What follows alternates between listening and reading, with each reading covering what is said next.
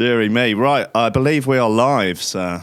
Indeed we are. How are you, mate? I am fine. Thank you very much for joining me at a fairly late notice. Only no lasted problem, last mate. week. I can squeeze you in any time, Will.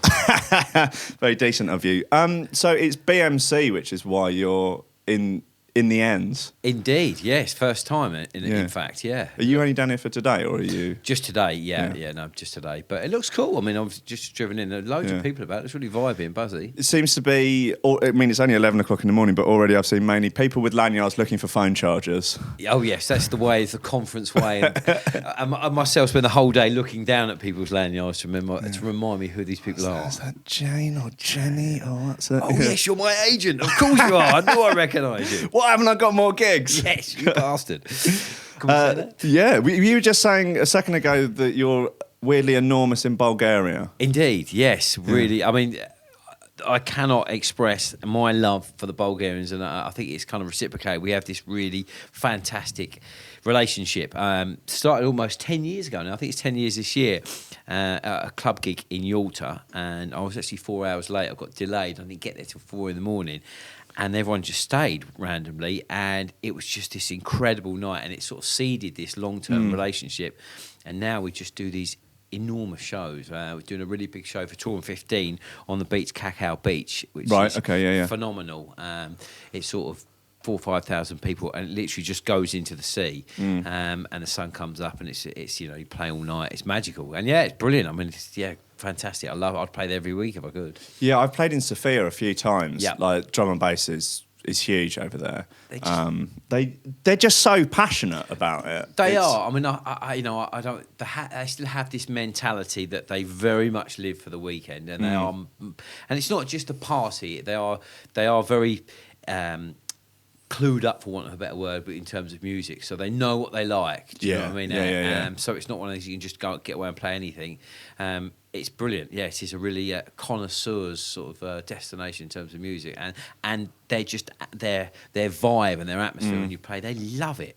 They really take it seriously. Like particularly the clubs that I've played at, and like there are some unbelievable sound systems there that they are just so passionate about and so into the whole vibe of it, and really making sure that they're putting on the absolute best night that they can, and they do, and people really appreciate it.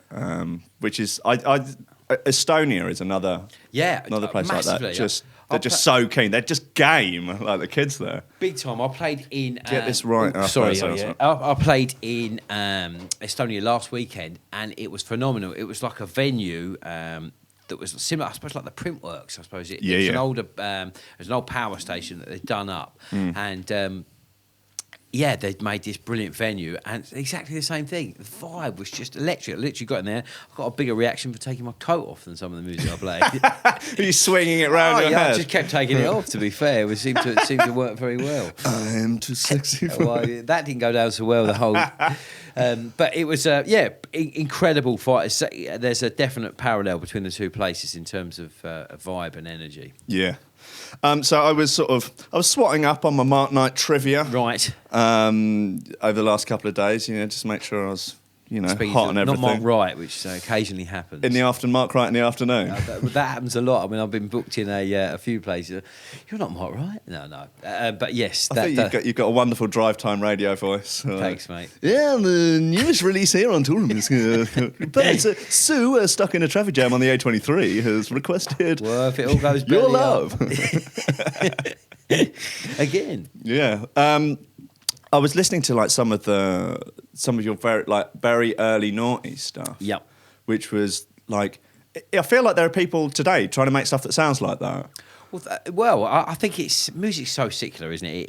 It all goes round in circles, and you're right. There are parallels between what's happened there musically and what we're doing now, especially with the disco stuff. I really feel funky house is coming back. I really want to be the talisman for bringing funky house back, which could go one of two ways: either disastrously wrong, or I mean, I'm getting a lot of records now, with disco samples in there again. I think there's been a whole generation that's passed by, so you can go back and revisit some of those great samples, and those, because they are timeless, for want of a better word. So Yeah. I think you're right. I think some of the stuff I was doing there, which was all based around samples at that stage of the game, is coming back. Well, that's the joy of sample-based music. People can kind of revisit stuff and put a modern twist on it. Yeah. Like it's a sort of endless remix situation. Indeed. This a little bit happened with dubstep, where people just were like, oh, we can sample all the old reggae that Jungle sampled back in the day, and we can like do more sort of up-to-date, slightly different versions of it. Totally. Yeah, no, that's exactly right. Because, production techniques change, sounds, but you can use that as the bed of your idea. Yeah. So I love it. I mean, I'm a massive. I mean, I'm a big soul boy and disco. That's where I came from initially. I mean, I didn't in the very early. So didn't even get dance music. Like, oof, this is a bit straight for me. This stuff. It's all a bit too. Bit white for me, being the blackest white person you've ever met, and I didn't get it. I really didn't get it until I found soulful house, and then I could see the correlation between that and swing beat that I was into at the time. In terms of tempo and soulfulness. So, I love all that, and I do hope that comes back, because I think we're in this era at the moment, and I think it's a bit sad, really, how people are really making records that are devoid of hooks. Yeah. And anything that's rememberable. It's almost like they're playing down their production to make it valid, and I just think they've got that completely arse about face. Yeah, there seems to be a lot of stuff where it's almost like they're following a rule set, like a very rigid rule set, that stuff has to have these certain elements in, and you should not deviate from any of these elements. Indeed. Don't try and work anything different or fresh in there. Just stick to the script. Yeah. And just keep churning it out, and it's just a bit of a gap in what's going to be remembered by this era. Look at the guys, Camel Fat, all credit to them. They did a vocal record last year, put their head up above the parapet, and look at the rewards that they've yielded from doing that. And it wasn't mind-blowingly complex in terms of what they did. They just did something with a hook. Yeah. And that's what we're missing. I'm scared that we're going to look back over this period and go, well, what were the records from this era? Yeah, that's an interesting question, isn't it? And I think that's because people are frightened of putting hooks in. It's like, oh, is that too big? Or, oh, don't put a white don't noise. Push it too far. Don't put a white noise in there. Do you know what I mean? Crikey, no. Just don't worry about that. Do you know what I mean? And I think people are very caught up on this whole divide between commerciality and underground, and what they've lost sight of is good. Don't worry about what's commercial and underground, because no one has the right to define that and say what is, because one person's underground is another person's commercial, and vice versa. So the word credibility has been totally lost. Make records that are credible. Make records that you can go back to in 5 years. Go, I'm going to play this because it's great, because it really doesn't matter about commercial underground. I hate even getting in that discussion, and the way people box things up. I mean, look at the Chemical Brothers. You would never say they're not, they're a commercial act. Yeah. But look at the records about, they want to be commercial, but they're credible. Yeah. They're not driven by where they sit in a box. They're driven by just making great music. And I think we've lost a bit of that in the scene, and if it means making records that sample disco, just in the fact that it's got musicality, it's got melody, it's got hooks, and if that's the start of a resurgence to writing things like that, then great. Yeah. Do you know what I mean? If that reignites people's passion, or it pricks people's ears up again to say, look, you can make records with all of this musicality in, and it's still danceable, and it's still not cheesy or whatever, then great. So I think I'll take credit for that 10 years ago. Yeah, why not? Might as well. On that note, someone's got to. Right, see ya. Job done. You just walk into just some smoke and stuff, and that was the last they ever saw of Mark. My work here is done.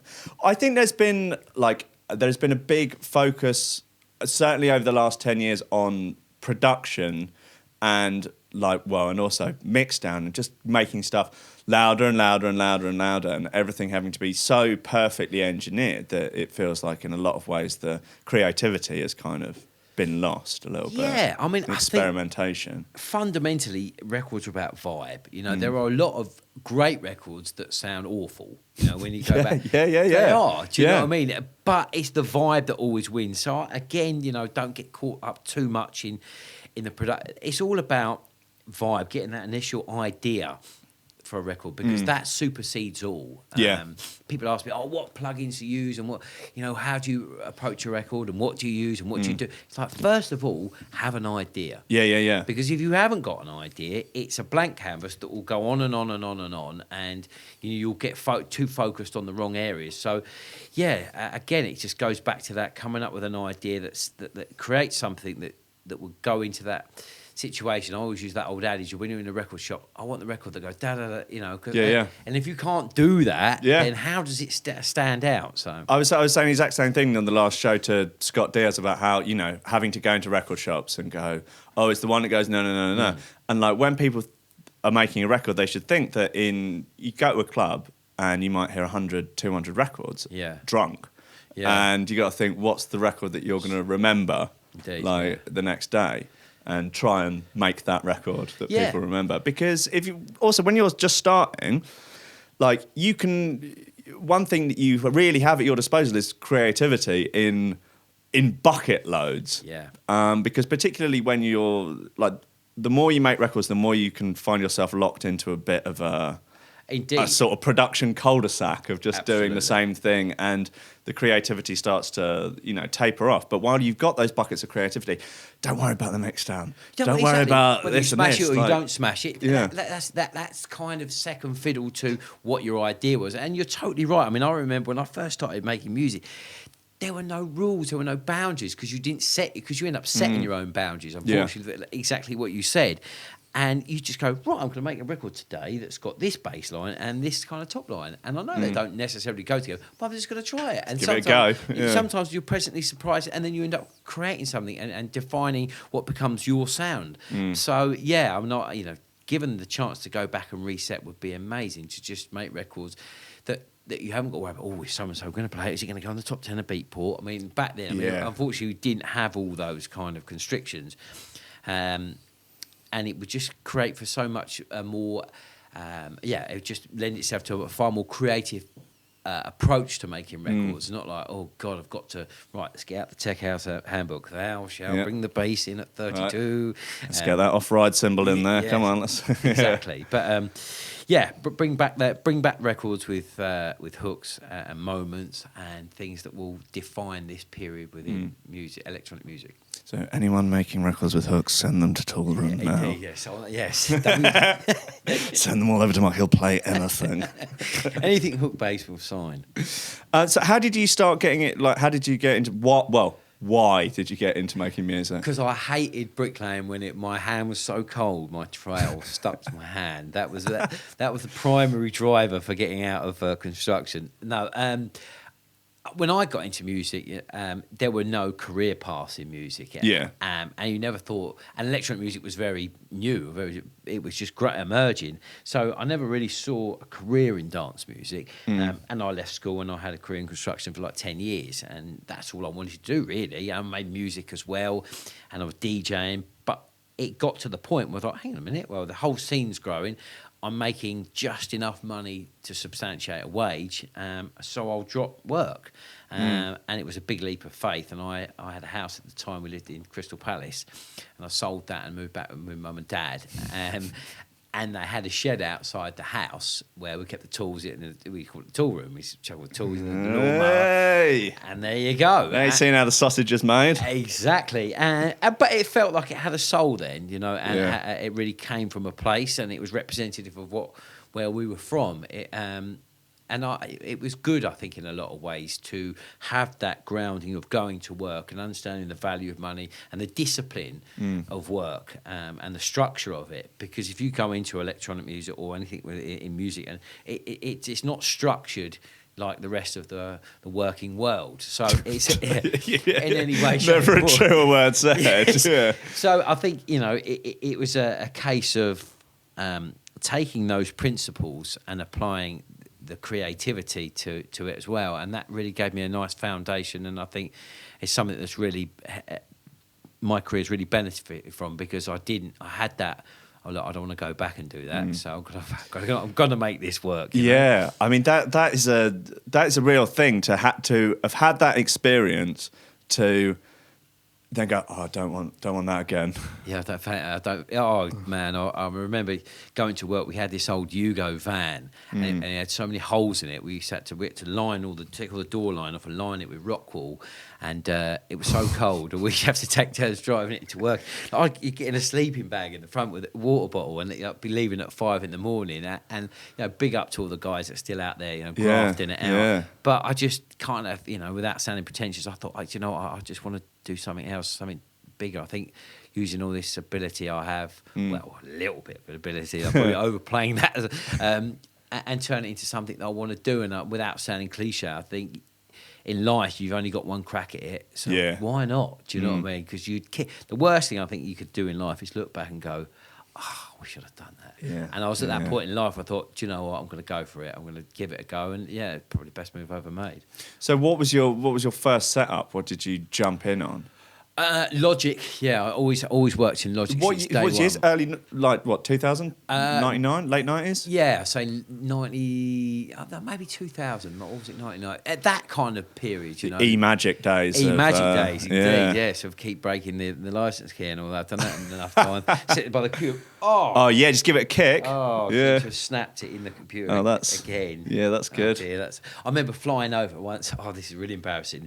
And working with Sebastian across on Steve Angelo when they were doing really sort of cool music. And I flew all over to Sweden. We got in the studio, I sat down, put my foot under the chair and broke the licence key straight away, which kind of ruined the session. Oh, my God. Which wasn't great, but there you go. But learnt on Logic. I mean, I was quite lucky in as far as that I had the opportunity to watch Dave Lee, Joe Negro. Right. I actually shared a studio with him back in the day. That is quite lucky to have that as an experience. I was DJing at Hanover Grand. I was resident for this Kiss night called Independence on a Friday night. And I met Dave. Dave played fairly recently. We just really got on like a house on fire. He's such a top guy. He's hilarious. And I was doing some music, and he said, "Look, you'd benefit from working with Kevin in terms of sonics. He can really help you out." Which was a polite way of saying mixdowns is shite. And I said, all right, okay, we're going with Kev. And we got on really well. And Kev was engineering for Dave. And we also said we really got on like a house on fire. We said, right, why don't we make some music together? So that started. And we was doing stuff under K&M. And it was doing well. It was getting some momentum. And Dave was touring quite a lot. So we didn't need the studio all the time. So we took it on 2 weeks. Dave had it for 2 weeks.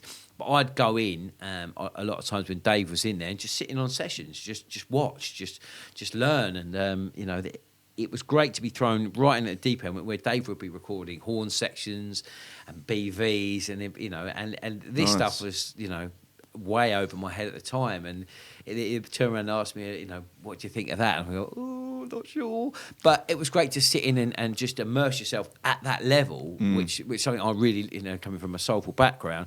Because if you start there, it's a lot easier to come backwards in terms of simplifying production. So that gave me a really great foundation in terms of, and my production really sort of grew quickly learning from Dave. Seeing all the behind the scenes stuff is such an important part of a learning curve that if you don't, otherwise you've got no real frame of reference for how to take something beyond just some loops. Yeah, and back then it wasn't loops. You didn't have that. Everything was programmed. And Dave always, the great synergy I had with Dave is that we come from a production ideal that was always based around, Dave was brilliant at going, right, let's take the chords from that record, the strings from that, let's use this. And he would know, he's just an encyclopedia of disco. And he would fuse all these elements and put them together and thus creating his own thing. And that's very much my production. I'm not a great keyboard player at all. In fact, I'm pretty poor. And getting melodies down sometimes for me can be tricky, But what I tend to use is ideas. I'm like, okay, that bass line or that idea will work from that old record, and I put that with that, put with that. You put it all in the middle, like Your Love, case in point. That was literally just two things put together that I knew would work together, but reinterpret that in that way, and then it becomes your own thing. Yep. So that's, I learned from him, and there was a direct synergy in his production approach to mine. So I was very lucky in the early days to have that as a sort of education, for want of a better word. Nice. So when you got into the shit, it was all his gear was already there. It was all his gear, yeah. I mean, him and Kevin had their own stuff in there, so I was lucky. I just jumped on, and learnt there, and then Dave actually moved out. He moved to Crouch End, and he had a studio built in his own, amazing studio built, and he had built this big warehouse factory, took on a studio and house and all that. So we inherited the studio, and it was great. It was really cool. Stantons were next door. John Marsh was in there. Yeah, it was really vibey. We did get broken into every week, but apart from that, we had any kit left. It was cool. It was a really creative hub of producers, and everyone was really down to earth and really sound, and we've all remained friends to this day. It's cool. I was speaking to drum bass guy Audio on here last week, telling a rather ridiculous story of a friend of mine in Berlin had his studio broken into in his flat, and it just sort of shows the sort of ignorance of the youth burglars these days. They climbed over an 808, a 909, and a load of other stuff and stole an iPad. Oh, yeah, there you go. Right, there you go. Yeah. If that's not a sign of the times, I don't know what is. But yeah, it was great to learn and have all that kit around me. Learning on hardware. We just get it right, delay, get the calculator out. What would the time be, and all that kind of stuff. God, I learn how to use some of there's that Akai sampler that doesn't actually even have the waveform on the front. The front, it's just numbers. We had one of those at Northbrook College. I can't remember what model it was. Oh, but it's great. We're getting the old Emu out and the 900. All that stuff was a great foundation. It was long as you like. I mean, God, never go back, but that way. But it was a great word from having no musical training whatsoever. And just learning through the medium, sort of loving music since the age of 6. I remember, I always bought records. My whole weekend was football, and then getting the bus into town, and then hunting around Maidstone to find records, and just that application. Oh, right, okay. How do you do this? And learn, trying to learn through books and stuff like that of trying to make music. So I had no education, so it was a brilliant training ground, really, and I was very fortunate to have that. But it's a case of being in it to win it, really, being in the right place, the right time, and availing of those opportunities and going for it, because it was expensive. We were actually in Shoreditch at the time, pre-Shoreditch being trendy, but even then it was ridiculously expensive. And I was still at work. I was working for this cable company, and we were putting all the networks in the construction, and I was looking after a few gangs of guys. And my boss was so understanding. He knew I'd literally go into work, pick up my sheet of jobs of the day, and then just drive straight to the studio. Then if he called me, you just have to run out into the street as if I was at He said, "Where are you?" I said, "Oh, but you're not, are you?" I said, "It's the studio." Well, I might have just popped in quickly. Big up to him, a guy called John. I mean, I think he funded for the first 2 years my opportunity to get in there, because we had to share the costs. And it was immensely expensive, but it was one of the things you either do it or. Well, yeah, quite. I mean, if you consider being successful at making music as, let's say, just being able to make a living out of making music, why? I mean, when there's so many people trying to and not doing it, what do you think about your approach to it? Allowed you to actually get that far with it? I think what I've lacked in sort of musical ability, I've made up for by being the hardest worker in the room. Yeah. If you want something bad enough, and if it means you've got to go through that wall to get it, that's what you've got to do. Yeah. That's what you've got to do. I think, you've got to mirror creativity with drive. Yeah. And that's always been my strong point. I mean, I'll work 24 hours a day, 7 days. Not so much now, but back then I'd work 24 hours a day, 7 days. I don't care. I wanted this thing so bad. I think it's like anything in life. If you want to be the best footballer, that's the application you need to apply to it. If you don't, then someone else will be. So I think that's the thing that's not talked about as much as it should be. It's getting that drive to be successful. Yeah, I mean, I think I feel like when you find the right thing, that drive is not something you need to work at. It will just be come there. Yeah, indeed. Like, if you're saying particularly when you're starting out, if you have to like force yourself to go and make records, you're in the wrong. It's not going to be for you. Yeah. No, exactly. And there are too many very talented guys, even in this industry now, that aren't as big as what they should be. They just lack that motivation that really, I think, curtails their potential of being far bigger than what they are. And it's a shame, because you think, if you had that little bit more oomph, you'd be massive. Well, sometimes those people are the people that need to be in duos. Yeah. And you can and the other person in the duo can just be the guy that comes in when the tune is 95% finished and they're about to go, not sure if I really like this tune anymore, move on to something else and go, no, finish it. Yeah. Do that last 5% now. And I'll do everything else. I'll get it out there. I'll go and try and get some shows and everything. I don't know about the kick drums, not quite. No, shut up. Just finish it. Just bounce it in. Yeah, like a guy that I live with about 12 years ago, man, his production was amazing, but could never finish anything. And it's so frustrating to watch. Yeah, I mean, there is a real art to that, of knowing, to be objective enough to look at something and go, that's done. Yeah. That's done. I'm all for not putting a time frame on things, because I think I'm always one for, right, can I squeeze another 5% out of it? But within reason, not, have 20 projects. Give yourself, not finished. Give yourself an agenda of what you need to achieve. Like this year, I've set myself the target of releasing a record a month. Mm-hmm. So start the year with a plan. Yeah. So, you know that, okay, some records you'll leave and come back to, but it still has to fit in with that framework of your plan. Yeah. Because that then feeds the live and thus creates a career and a revenue source for which to live by. So I think, as long as you have a plan with that framework sits within, then I'm all for making sure you don't commit to something when it could be 10% more, because there's nothing worse when you're planning your record. You think, oh man, if I spent an extra 2 days on that, could have been a little bit tighter. That could have been a bit better. Yeah.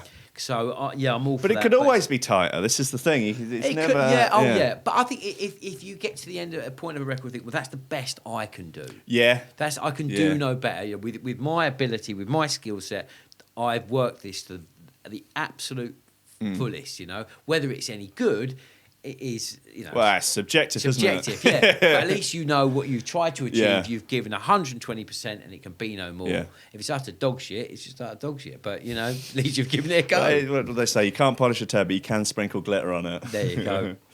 Are you getting more phone calls, Mark Knight? You're a popular man. It's been mum again. Is it? Yeah. Have you got your packed lunch? Yeah, exactly. Have you got your train Hold fare? on to the rope.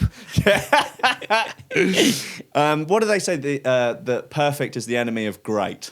Really? Yeah. No, that's true. That. I mean, it's like if you're going to do a diet or you're going to do a fitness plan or something. Everyone always looks at, right, what's the perfect one? Right, let's get the diet out on a spreadsheet and work out everything. And within 2 days, you realise it's so difficult to do it that you just fall off the wagon. But if you go, well, I'll just eat, I know that this is okay and this is okay, so I'll just eat the same thing for 3 weeks. Oh, look, it works. Yeah.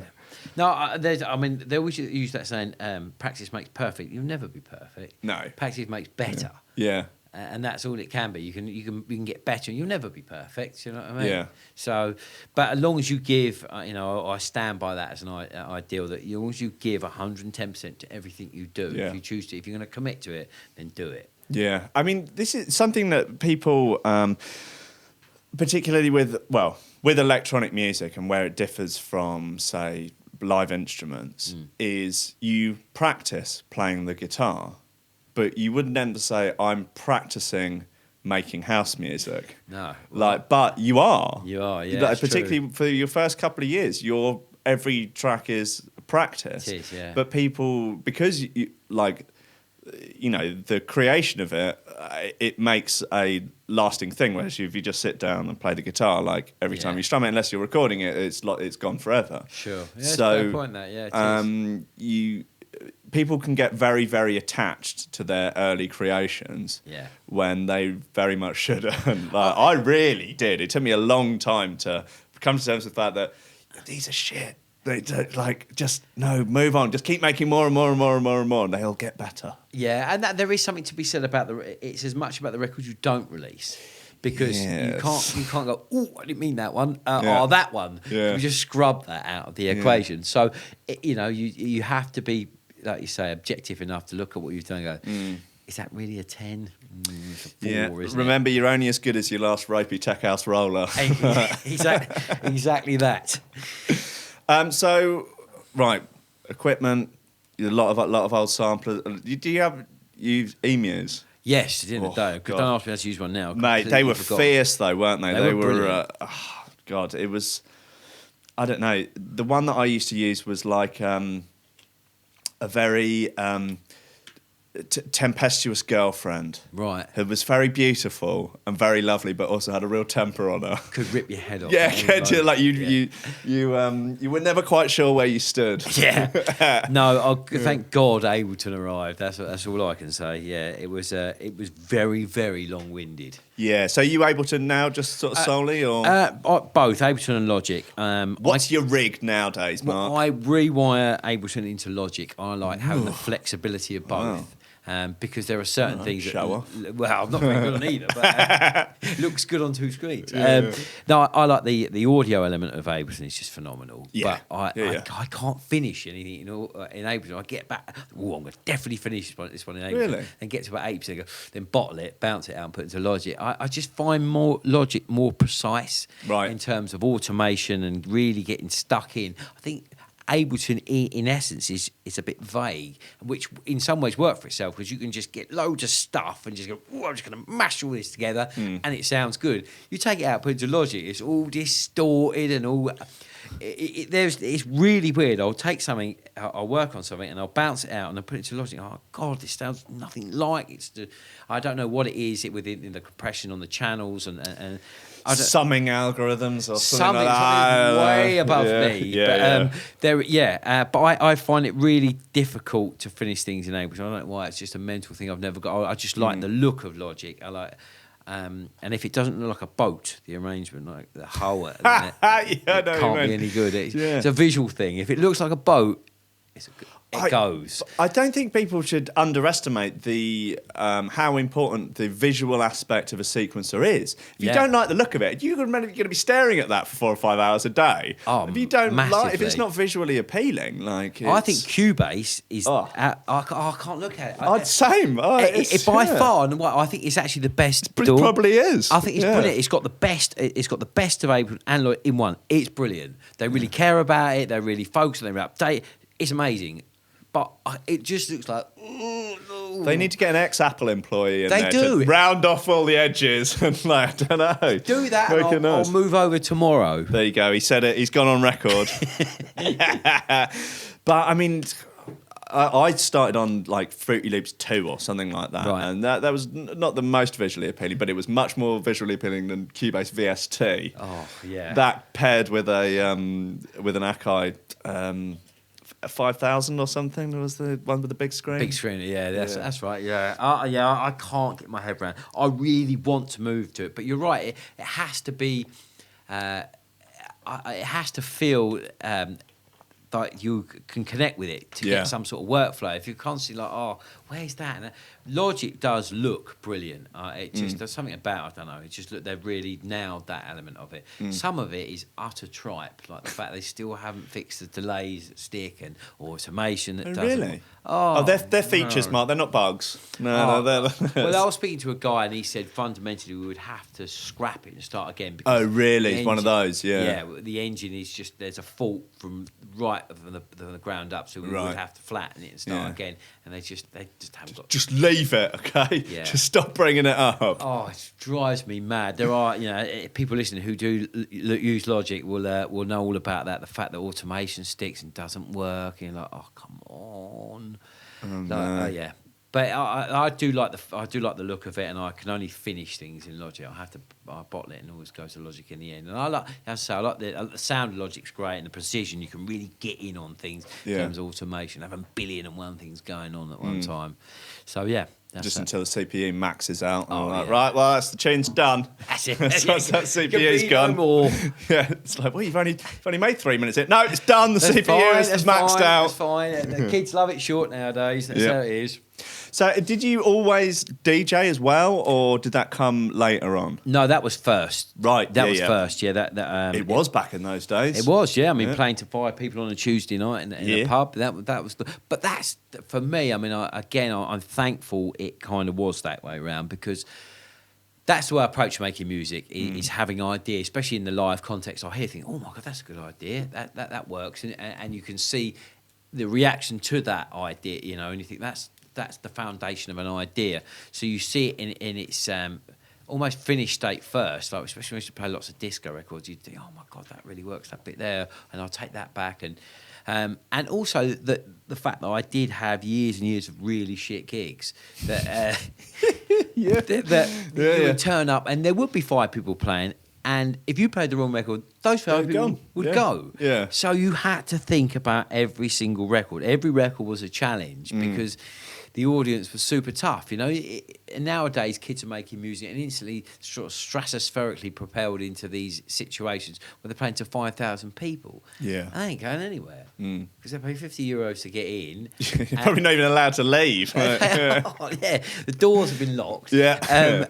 And they've got to buy really expensive water. But no, that's it. The fact that you've come from that, that really teaches you how to DJ, because DJing fundamentally, in terms of the techno aspect now, is really easy. If you want to press sync, then we're all DJs. Do you know what I mean? Yeah. I don't really care about that, because that's not really, anyone can put 2 records together or go and buy the Beatport Top 10. That's not hard. But it's the psychology, especially when you come from that initial environment of learning what records, to make a flow of records work together that people are comfortable with, and thus creating different moods. That's DJing. And you can't learn that without experience. You can't learn that the psychology of that playing in your bedroom. Unfortunately, you can have a lot of fun. It's brilliant, but if you want to step up, become a proper DJ of knowing that how if you play for 6 hours, you'd have to do this, and this, because if you did all that, it'd be too much. If you did all that, it'd be too much. So, yeah, having that grounding, I think, has been massively beneficial for long-term career, because you appreciate that if you start getting it wrong, it's back to 5 people on a Tuesday night. Yeah, maybe there should be some sort of system whereby producers that blow up really quickly, that then go, I just have to DJ. They are forced by law to do a load of really terrible gigs. A year on the pub circuit. Yeah, sorry, you got to do a year on a 50 quid a show pub circuit. Like an academy. Oh no, I like that. And the crowd is deliberately picked of people that won't like the music. All like heavy metal. Yeah. Or R&B. Have you got any R&B, mate? Oh God, I did a show in I wanted to say Colchester, somewhere in Essex, and it was at a Weatherspoons, and Weatherspoons Things were are actually flying allowed at this stage. I was actually like a fairly well-known dubstep DJ at this point. And this was a rare Weatherspoons where they had music. Right, yeah, because usually they don't have music. And I got there, and the DJ on before, who was like their resident DJ, was playing R. Kelly Ignition, and it was going off. I was like, right, this never bodes well. This is not a good start for my set of extremely heavy dubstep. Industrial dubstep, yeah. And I spoke to the promoter, and I was like, what's going on here then? And it was like, so I hadn't actually been to this venue before I booked it, but they did give it to me quite cheap. Oh, cool. I was like, okay, yeah. And he was rammed. And then I was like, oh, God, this is... I was like, I've probably got a load of old, baseline house stuff from when I used to make stuff for Cheap Thrills for her bass label. Yeah. I was probably a load of... so I started playing that, and then people started screaming for, R&B stuff, and, is there a mic? We got to do birthday shout-outs. And then it was like, can you plug the headphones into the mic socket to do a shout-out for my friend's birthday? And it was... Within about 20 minutes, it had started to turn, basically. Violent. It was not good. And half an hour later, the promoter just comes up and puts some cash in my pocket. It's like, just go on. And the warm-up guy went back on, and everyone's like, yeah! We've all been in that situation many times. I think the worst that ever happened to me, this is going back a few years, I used to play for this club in St. Petersburg, and it was amazing. and I forget the name of it now, whatever. And they had a winter club and a summer club, and they both did phenomenally well. And they wanted to take electronic music around more regional cities in Russia, and they got back into do it. It was a really good idea. And we rocked up to the first gig in Pern, and I got in there, and they were playing sort of Russian slow music. So they were kind of waltzing around. They definitely weren't primed for the tech house onslaught that was about to ensue. So anyway, oh my God, what am I going to do? And at first they said, "Well, would you do a draw, like out of a tombola?" So I thought, well, it's either that or probably get killed. Have you ever called bingo before? That was one of the criteria of doing the tour. I had a certain amount of bingo experience. So no, anyway, well, yeah, all good, because the prize was you got to win a weekend in or a trip to Ibiza, because that was the idea. You won a date with Mark Knight. And a date with Mark, he got a snog. So anyway. So I called this. They called my name. They got all very excited and got the old. And it was a proper tombola. So I got in there, and the number, pulled the number out, and the people went. It was quite, went mad. They won this thing, and then I was to start DJing went up this ladder into this kind of booth, and then after 3 records, they were actually throwing glasses at me. So yes, it sort of nosedive very quickly. That's a hell of a U-turn right there. Yeah, it did. So and the rest of the tour was much the same. It was very. It wasn't some of my better work. Yes. Things can get complicated in Russia. Well, it was either that or get kidnapped. So I thought I'll play the game. And I had this tour manager who was because we did the whole thing by train. Well, we did one gig. Oh, that's brave. Although internal Russian flights are no joke. Well, exactly. At least I was on the ground and not hitting it at 500 mile an hour. But I had this tour manager who was helped me interpret it, because the more regional cities, this is going back 12, 13 years. Not a lot of people could speak English, and it would be a nightmare trying to just order anything. Like because a lot of the shops would just be you just have like a window, and then like a little sort of. I don't know, an opening where the woman would come, yes, what do you want?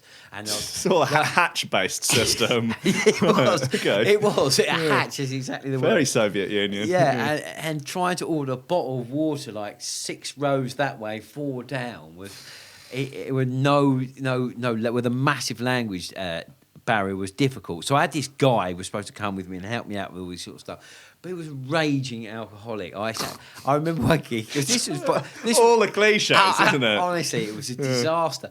Gig 1, we had to go from, I think it was Pern to Kazan, and we drove, and it was like this 9-hour drive in this old larder.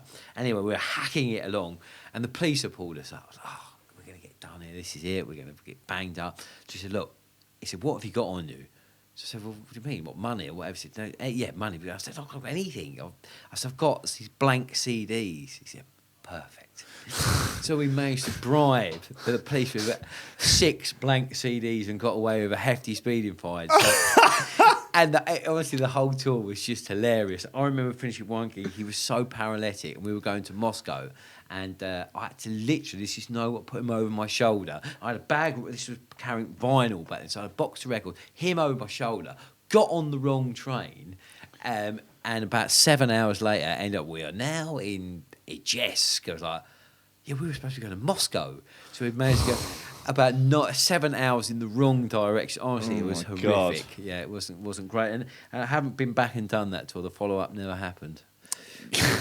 So that's. I'm surprised you didn't do that comeback tour. Maybe now's the time. A lot of people call for it, Will, to be fair, but I thought I should just maybe leave that as the old retirement. Full 10-day tour of Dagestan, or like it's on. God, I did a show in Bristol where the at the end of the night, the promoter was so high on horse tranquilizers that I actually had to remove the money from his pocket. But as I was a very honest boy, only took the money I was owed, 50 quid or something, and tucked the rest back in while he was just sort of like... It was, I mean, there's a Bristol drum and bass gigs in the early noughties. What are you going to do? Right. So now onto slightly more, positive gigs. Indeed. Like good, proper gigs. Do you plan your sets? Do you do it by the vibe?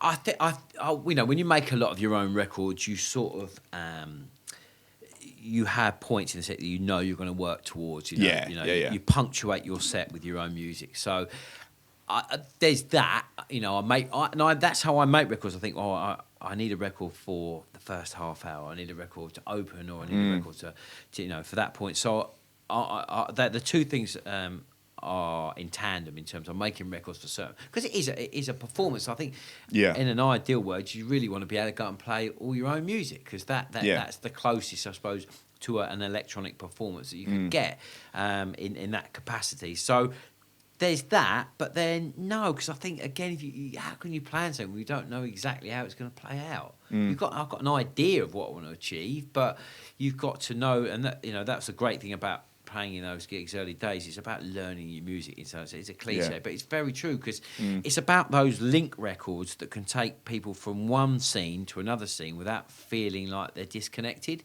So it's all of those records. I think they're the most important records in your set. Is that record that goes from one vibe to another vibe without people feeling it. Yeah. Because it's easy to say, well, I'm going to play a fucking big record at 2:00 in the morning. That's easy to pick. But it's those records that change the scene. Yeah. And they're the ones that I spend a lot of time thinking about, and I put them in a folder.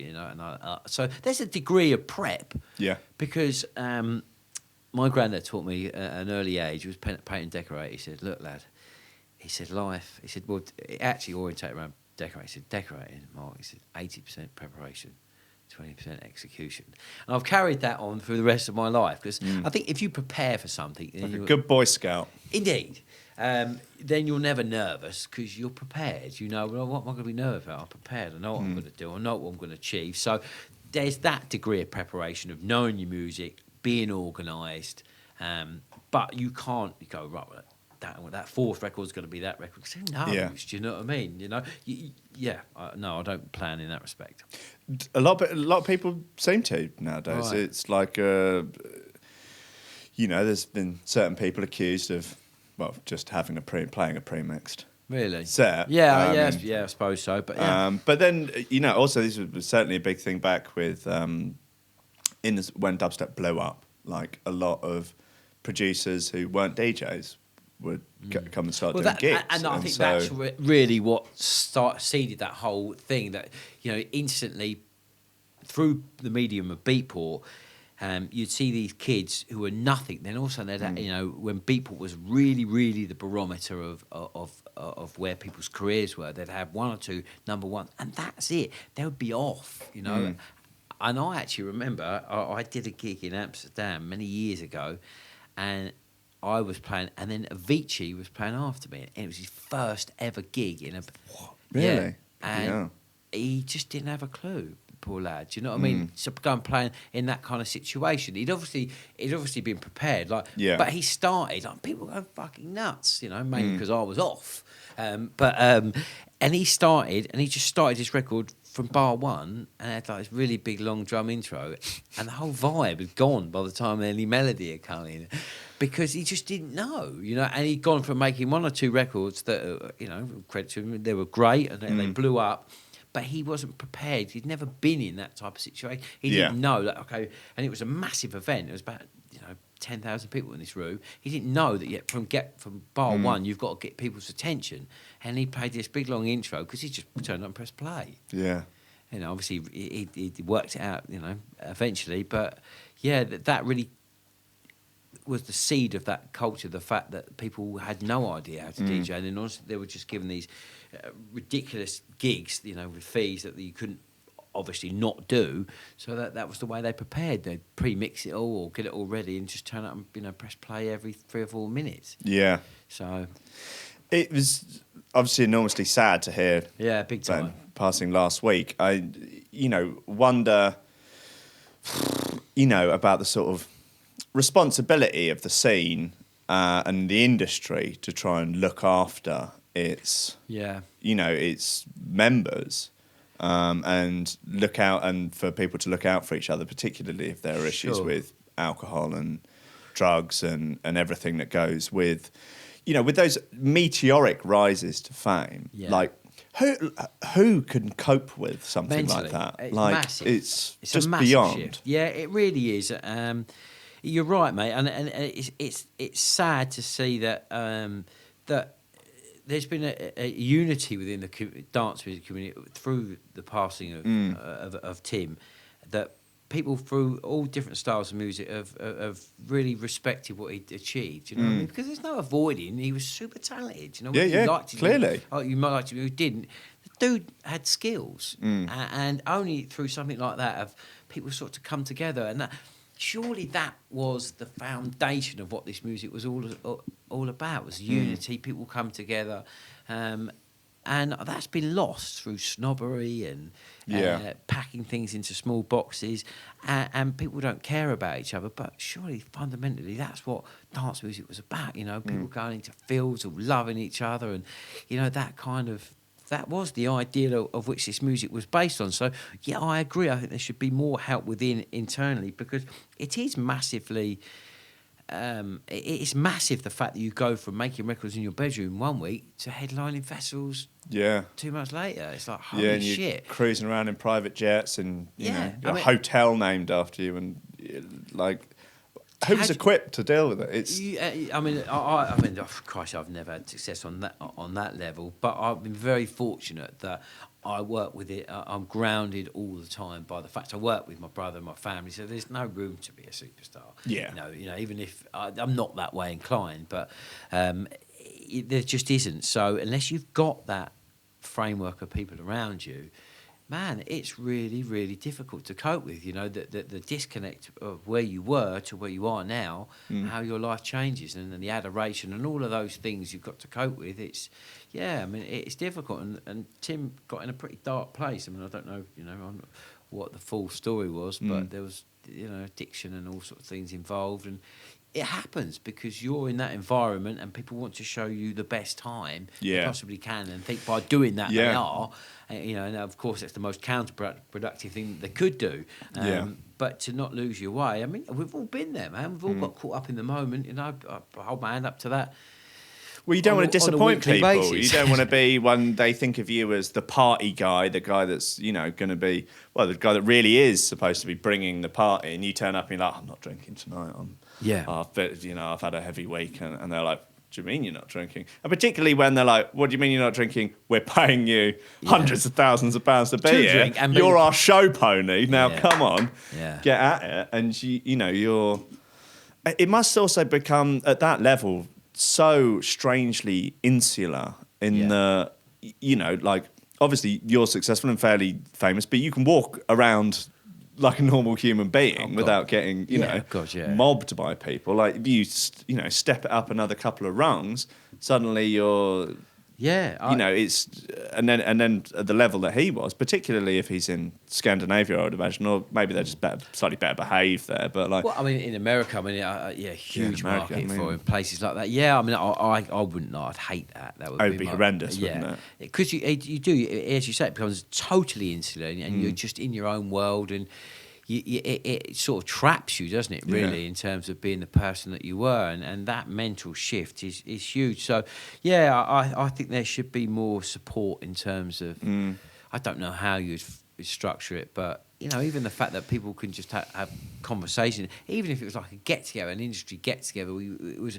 not about getting hammered, but just a dinner, and you just talk things out, just to get it out your system, just to even see that people were in the same situation, to go, oh, well, I'm not on my own, thinking like that. It can be massively lonely, out on the, touring all the time. And just airports and hotels, and 90% of your time on your own. Oh, exactly. It's very strange. It is a very weird setup, and you can see how people do lose track of what they want to achieve and get sidetracked into something that's quite darker. And it's sad. It's really sad. I feel, there's certainly potential for him to be like the canary in the coal mine, really, for that sort of thing. And as sad as obviously it's incredibly sad that it's come to that point, really, for people to start taking it more seriously. And I hope that people, I hope it genuinely is that situation. It is the catalyst to actually do something. well, that was really sad. But anyway, just brushed it under the carpet. Yeah, well, let's not worry too much about that. Let's get these social media figures up. Come on, exactly. So yeah, I hope so, mate. And these sort of things, these conferences are great platforms to do such thing, and there's more and more of them now. So they're not like you haven't got to wait once a year for ADE. So yeah, I hope that perhaps they could be the point of where these things happen. I don't know. Because I mean, it's it's a great. There are loads of great scenes within the industry, and and it should be about that unity and everyone, totally, being on the same journey, even though it's, there is, I don't want to say rivalry, but there's a lot of, everyone's trying to do well, and it can sometimes feel like there's not room for everybody to do as well as they want, and there's like, and you're trying to get yourself on lineups and trying to get gigs and all that sort of thing. It can be a bit competitive. Oh, massively competitive. Massively competitive. And that becomes a challenge all the time. And that can be quite draining. And as far as that, everything, it's on all the time. There's you can't, if you sit back, game over. Someone's going to nip in. So you've got to be on your A game all the time, which is definitely draining. But the challenge I suppose you've got to rise to if you want to be. Yeah. Well, like you say, you're releasing a record a month this year. Yep. I mean, 10 years ago, or people releasing, say, records to go into the charts or whatever. No one's keeping up that momentum. No. That's a to make sure that every record is really good and does your brand justice and does your abilities justice. Is you've got to be so on it. I mean, did you ever see that documentary about the Beatles? I can't remember. What was it called? I forget the name of it now.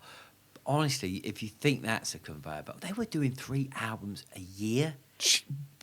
Honestly, you should watch this documentary. Bloody hell. It's mind blowing. You're in awe of their ability to write music, and everything was just winner after winner after winner. Yeah. So, but you're right. I mean, it's so on. I mean, that's probably a bit OTT from my respect, but it's one of those things like, what's the agenda for this year? What? Because I like to set myself goals, because then you can measure yourself. You know what I mean? If you don't have any objectives or goals, then how well have you performed? Yeah. I like that as a challenge, but. Yeah, you're right. It's so on all the time, and plus with touring and everything else that goes. Yeah, with it. Don't run yourself into the ground, Mark. I'm here for you. Thanks. If you need to talk. Yeah. Well, do you know what? Force boost, honey. No. Do you know what? I stopped DJ. I only DJ 2 weekends a month. Oh right. And I did. I have a little boy who's a 6, and you couldn't pay me enough money to miss him growing up. Yeah, you just couldn't. Exactly. It's just like this is just magical. And I would like to get down to 1 weekend a month. I really would, because I think success. The more you are in this industry, isn't really measured by money or followers, or it's about balance. I think if you can strike a balance in your life of doing all the things you like, not just one, then that's success in my eyes. That's when you've got there, that you're doing everything you love, not nothing you don't love. Just doing all the things you love, with this, spending time with my little and playing football, making music. If I can do all of these things, then I've made it in my eyes. You know what I mean? That when it comes at a point where you've got to, when you're comfortable to say, I don't know to be so focused on one thing. But for me now, headlining festivals, that's not. I don't gauge that as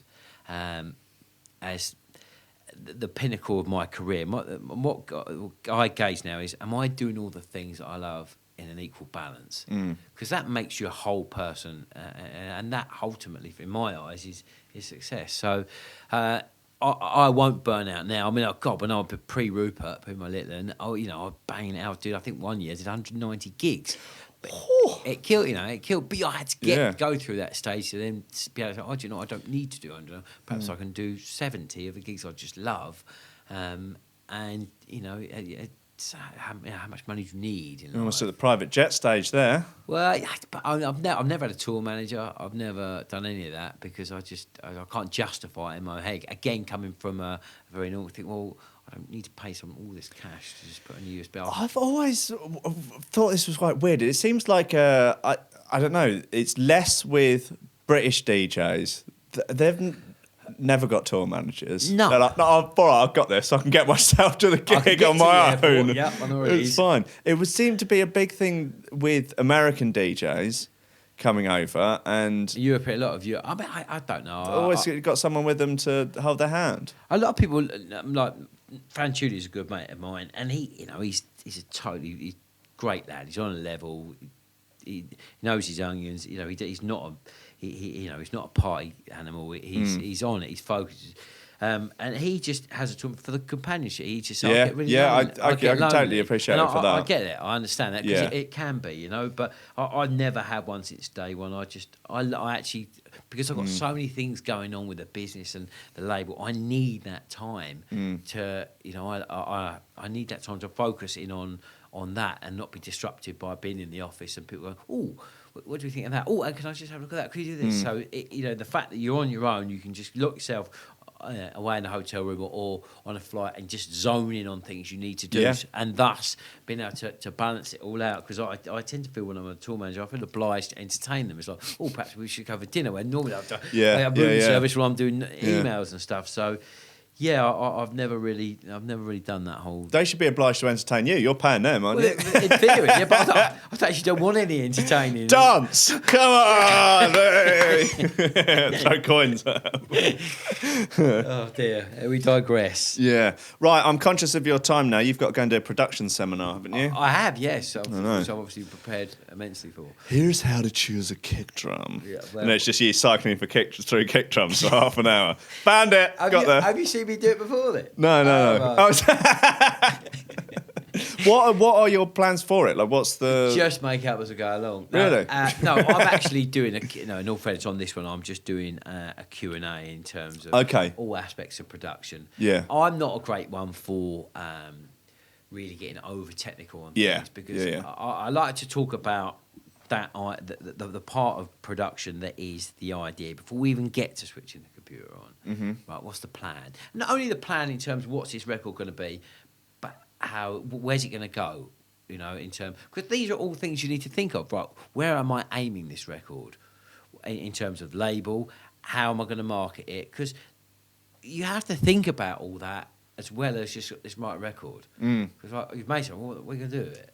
Yeah. Oh, I thought that. Well, that's at needs to be as embryonic as anything else in terms of what the strategy is, how you're going to promote it. Is it a thematic record? I just did a record with Mr. V, and from the very beginning, I knew what I wanted to achieve. I knew I wanted to do a record that did a video because it was about a time of my career when I needed to do another video, and you factor all those things in the beginning. So you set up a strategy and a plot for that record, and that's never talked about. I go, and now I'm going to put a room reverb on this snare. That's as relevant, if not more relevant, than all of those other things, Yeah. So the talk I'm going to do at the Toolroom Academy is about that, about planning and ideas and all of those things that go in before we even press it on the computer. Yeah, it's a funny balance to strike sometimes with the, what am I going to do with this record? Because... in one way, I feel like you should push people to just make your record, make whatever you want to make. But then quite oftentimes that's like, well, good luck getting anyone to put that mad creation out. Split the difference. Yeah, it's a 29-minute folk industrial gabba fusion. Yeah. No, I think if it wasn't called the music industry or the music business, then you wouldn't have to care about both facets of it. Yeah. But it is. It's not just music and it's not just business. It's the music business. So you've got to think with both hats on in terms of the initial process. I really feel that you're going to make a product, but like any product you make, if you were going to make a pair of jeans, you think, well, what's my market for these jeans? How am I going to sell it? How am I going to market it? Where am I going to place it? And that applies to music, and that's not talked about very often. So that's what we're going to talk about, and it means I didn't have to prepare for it. So make it up.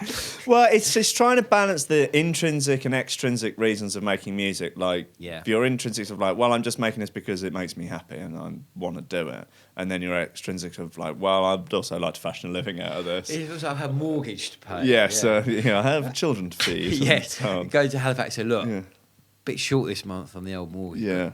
check this out. This 7-minute roller I've done. Go, well, I would probably be more happy making some music I'm pretty into and just about scraping by than doing something I hate and making loads of money. Yeah. It's horses for courses, but again, I think it's a balance. It can't just be all focused in one area, So... Yeah. Right, Mark, cool. Thank you very much. Oh, mate, that was brilliant. Thanks, Will. Lot of fun. Indeed. Right, let's go and get drunk. Like the new Derek and Clive. Well, I thought we kept the language under control. We did. Yeah. Perhaps that should be part 2, the more Derek and Clive. Yeah, part 2. Just come on my podcast and say anything you want. Let's go. Right, so Mark, who do you hate most in the set? Come on, right, let's get a gossip out. Who's sleeping with her? Right, lovely. Thank you. Have a good one later. Cheers, mate. In a bit.